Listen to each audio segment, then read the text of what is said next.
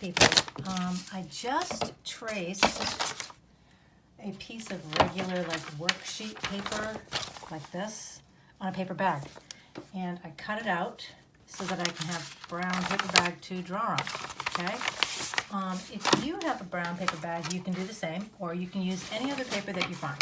I'm just kind of bored with the paper I have at home, and I also love brown paper bags to draw on anyways. So all I did was I kept the bag folded, I traced the worksheet, and I cut it out while it was folded up too. And in that way you can end up with a couple of pieces. If you have a bag that has like writing on the outside of it, don't worry, it's probably not going to have writing on the inside. Okay, so if you did the challenge from March 29th, you probably know what a value scale is and how to draw a sphere that looks like it's three-dimensional, and you probably did it in pencil. Today I'm going to ask you to experiment using some different materials. Okay, so you're still going to draw a sphere, you're still going to add a value scale to it and make it look three-dimensional if you can. Okay, the first thing that I'm going to do is introduce a few of the materials that you might have lying around your house. Okay, so one really cool thing that I love is Crayola markers. So I'm going to draw a circle, and I'm actually going to act like I'm putting a value scale on this, but with just lines.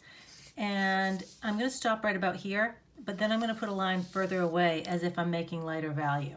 So the more lines I have that overlap, the darker the value is. Okay? Now, I'm not going to put a table line in yet, and you'll know why after. All right? So the next thing I'm going to do is, I happen to have a little jar of water here. And unfortunately, it's my watercolor water, so it's dirty. I hope this works. And I'm going to use my finger like a paintbrush. And I love Crayola markers because they can turn into watercolors. So yeah, that works pretty good. It's the first time I'm doing it on a paper bag. The lines don't go away completely, but I think it's kind of a cool look. And it still makes a value scale, but I'm noticing that the paper starts to like peel away a little bit if you rub over it too many times, and I haven't been doing it for that long.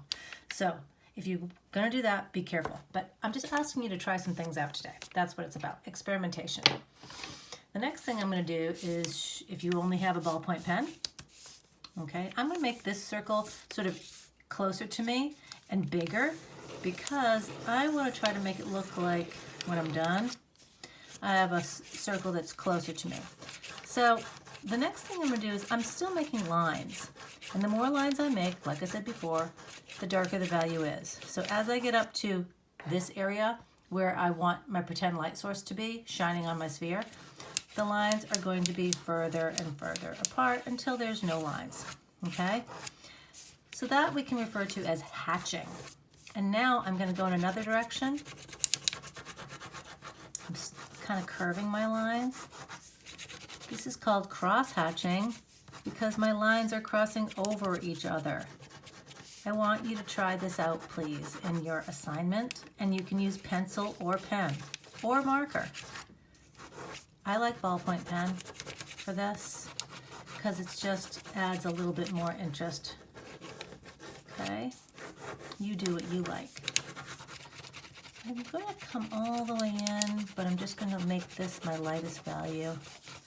So that means I need to add a little bit more. It's only taking me like a minute, and it's only going to take you about a minute. I'm just trying to have you experiment with tools, okay? So now we see that one. It's still got the same light source as this one, but it seems closer to me because I've moved it down on the page and I've made it bigger. So in that way, I'm also creating the illusion of space between objects, making it seem like this one's closer. I'm going to make one more here, and you guessed it, it's going to be smaller. Oops, I don't want to use a pen for this. I'm going to use a pen. I'll show you something else in a minute. Pen. Okay, cross-hatching. Going in one direction and the other.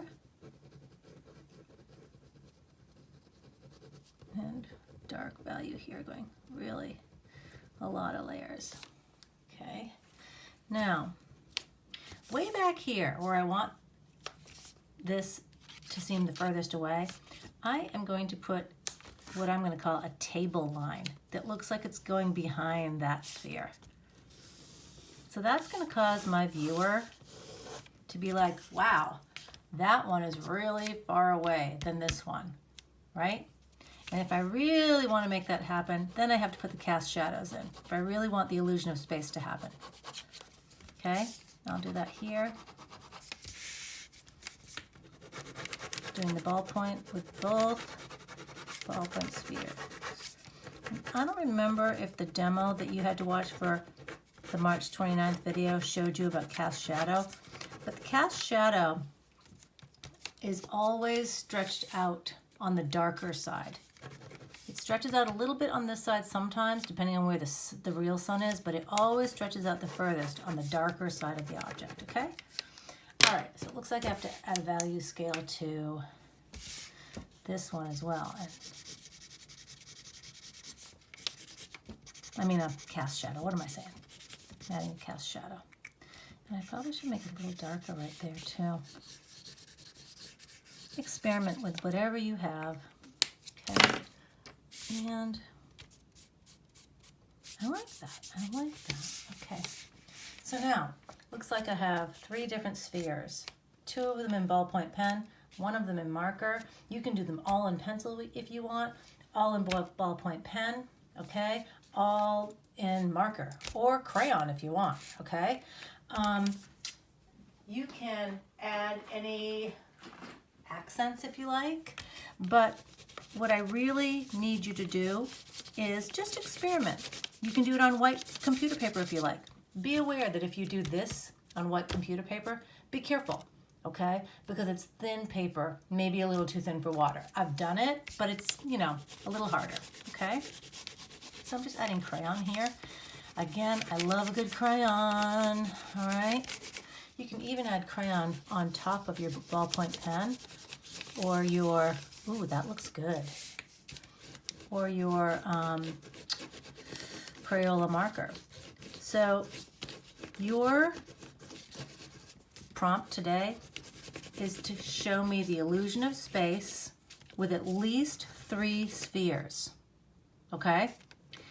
And use whatever you have around the house, preferably something other than pencil, okay? But if pencil is all you have, then show me the illusion of space between objects with pencil and the minimum of 3 spheres, okay?